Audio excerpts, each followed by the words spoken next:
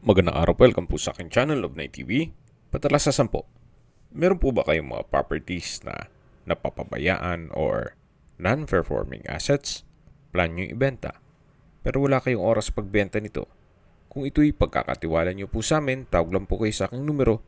Usap po tayo, gawa ko po ng video for free.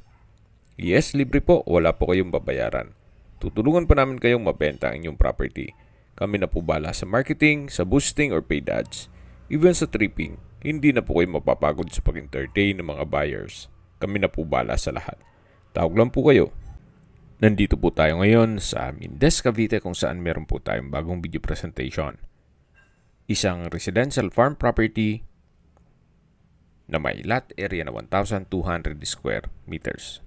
Nakabakod na po, may patio, then may ilang mga fruit-bearing trees, may access na rin po dito ng tubig, kuryente, at sa internet provider naman, magpapakonect naman po kayo. Patag na patag po ang lupa, kaya usable po lahat. Wala pong masasayang. May ilang mga fruit-bearing trees din po gaya ng santol, langka, at kung ano-ano pa.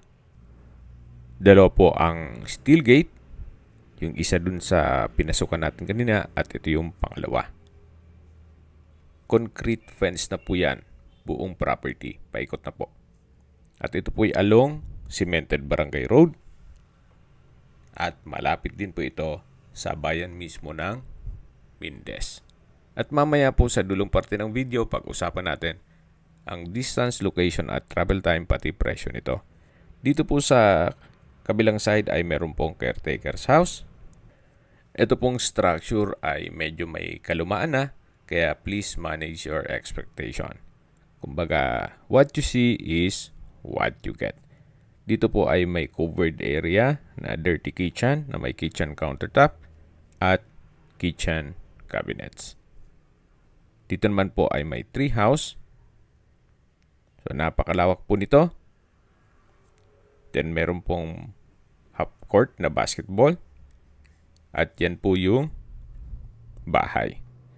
Bali, dalawang palapag po yan. Sa structure, maayos pa naman, pero yung pintura, kailangan na pong pahilamusan. Then may ilang parte ng ceiling na medyo pagawain na rin. So dito po sa paligid ay malinis. Yan po, tungahin nyo po. Napakatahimik po ng lugar, sariwang hangin, at malamig po ang klima. Kaya napaganda po nito para sa inyong retirement o bahay bakasyunan. Kung sakali man po na gusto mong magnegosyo, pwede rin po itong ipasok sa Airbnb.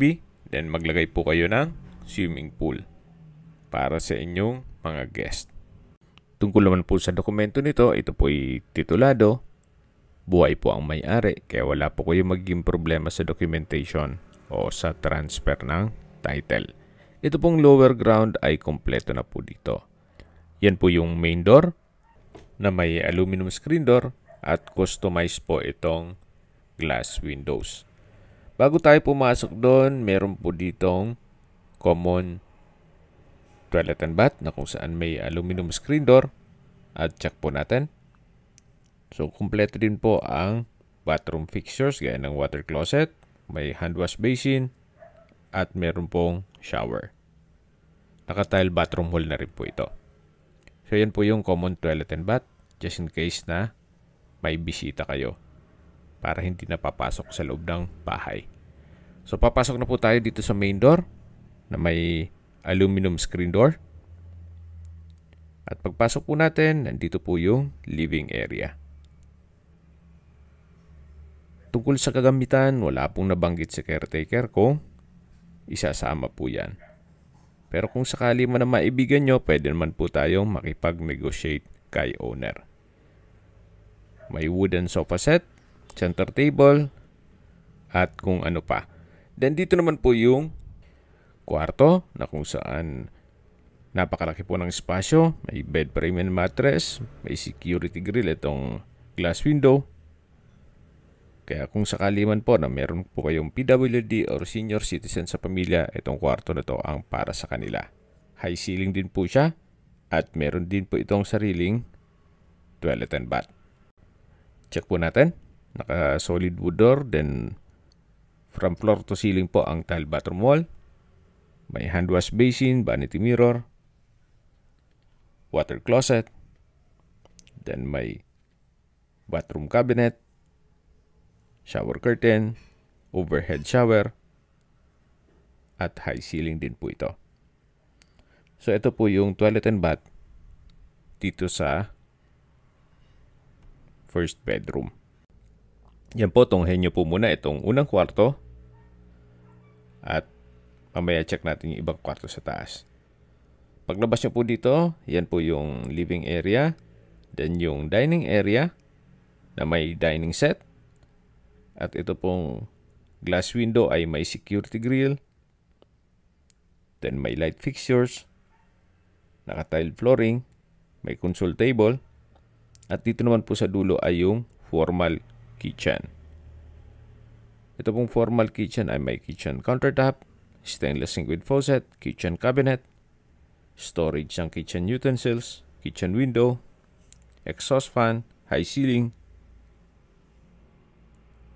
at meron pong access door naman dito.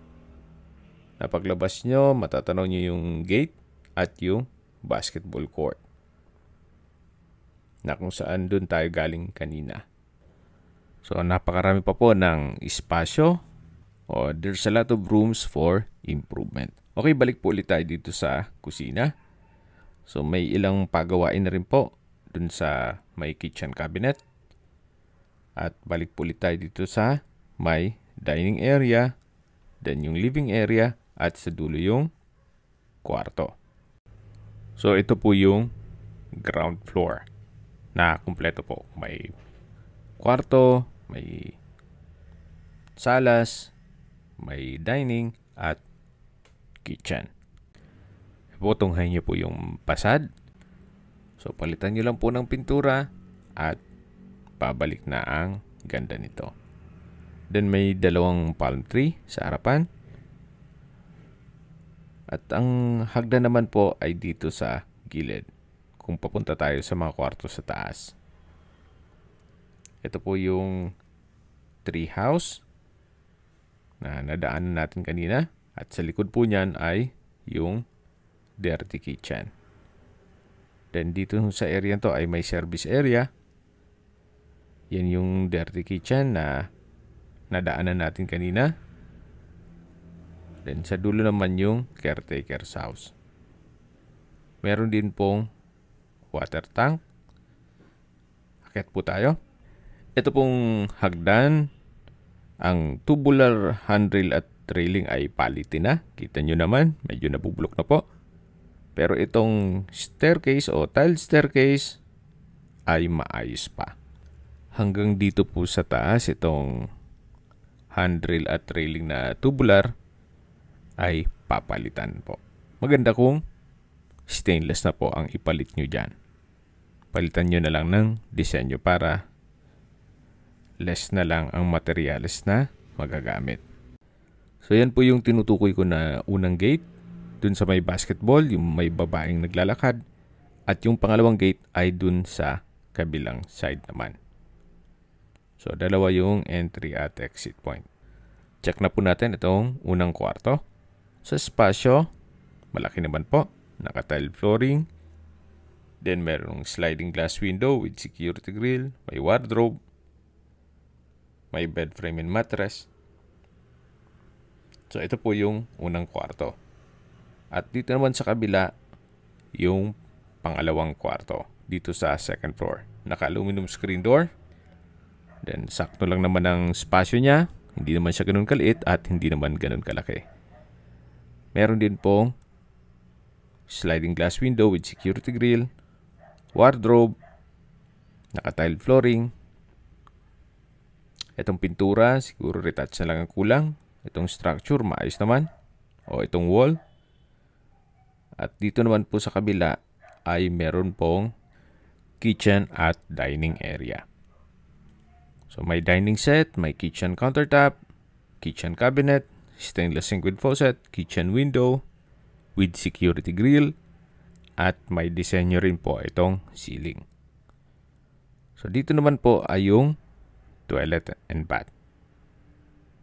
Check po natin. Dito yung banyo, may hand wash basin, water closet, at shower. Meron din pong exhaust fan at nakatile bathroom wall. Ito po yung stainless sink with faucet. Then, dito naman sa kabila ay yung pangalawang banyo. Halos same design lang. May hand wash basin, water closet, may shower, nakatile bathroom wall, at meron pong bathroom window.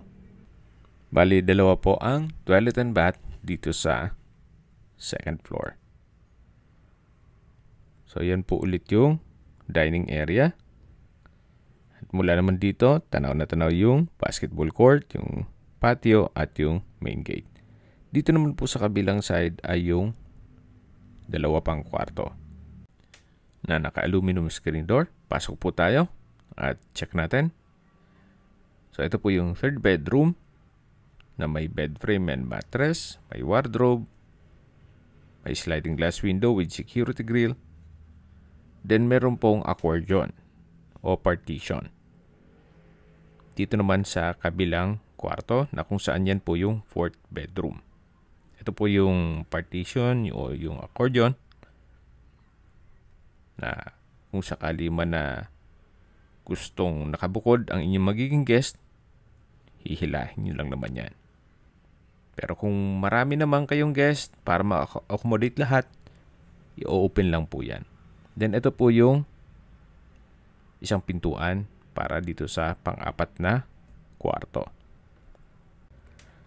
Habang pinagmamasdan nyo po itong kapaligiran, pag-usapan natin ang distance, location, at travel time. Mula po sa bayan ng Mindez, kung saan kompleto na po doon, gaya ng public market, groceries, convenience store, remittance center, at iba pang business establishments, ang distance is 2.7 kilometers at ang travel time is 8 minutes. Mula naman po sa Mindez Specialist Hospital, ang distance is 2.1 kilometers at ang travel time is 5 minutes. At halos katabi lang po nito ang McDonald's. Yan po yung lagi kong binabanggit sa aking video na dapat nyo i-consider sa paghanap ng property, yung meron pong malapit na hospital. Hindi ko nun po sinasabing sakitin kayo. Yan naman po for emergency purpose lang naman. At mula naman po sa Tagaytay Bypass Road, ang distance is 3.2 kilometers at travel time is 10 minutes. Mula naman po sa Mendez Crossing, ang distance is 4.8 kilometers at ang travel time is 11 minutes. Mula naman po sa Tagaytay Rotonda, ang distance is 20 kilometers at ang travel time is 15 minutes. Kung manggagaling naman po sa Manila o sa airport, ang distance is 72 kilometers at ang travel time is 1 hour and 33 minutes. Okay, sa presyo na po tayo. Binibenta po ito ni owner sa halagang 18 million pesos net. Ibig pong sabihin, sa buyer na po ang sasagot sa lahat ng taxes at expenses with regards to documentation. Kung may mga katanungan po kayo, tawag lang po kayo sa aking numero. At sa mga kababayan naman natin nasa ibang bansa, meron po akong Telegram. Sa mga iPhone user naman, may iMessage. Meron din pong Imo, Skype, Viber at WhatsApp. Same number lang po, 0917-316-3399. Sa mga nagtatanong naman po ng aming Facebook, meron po aming Facebook page na Nov9TV at Facebook Real Video. Meron din pong TikTok at Instagram. May ibang YouTube channel po kami na The Nov9TV Channel, Nov9TV Listings, Nov9TV On The Spot, at Nov9TV Updates. Sana po naibigyan nyo ang video presentation. Paki-like and subscribe na lang po sa aking channel para ma-update din po kayo sa aking future listings. Kung sakali po hanap nyo yung mas malaking sukat na lupa, meron din po kami ibang listings na pwede nyong pagpilian. Huwag po kayong mag-atubiling tumawag sa amin, then let us know your budget para malaman namin kung anong property pwede namin i-alok sa inyo. Sa lahat pong viewer, subscriber at nagtiwala po sa amin, salamat po sa suporta. Ingat po kayo lagi at ang pamilya. Maraming salamat po.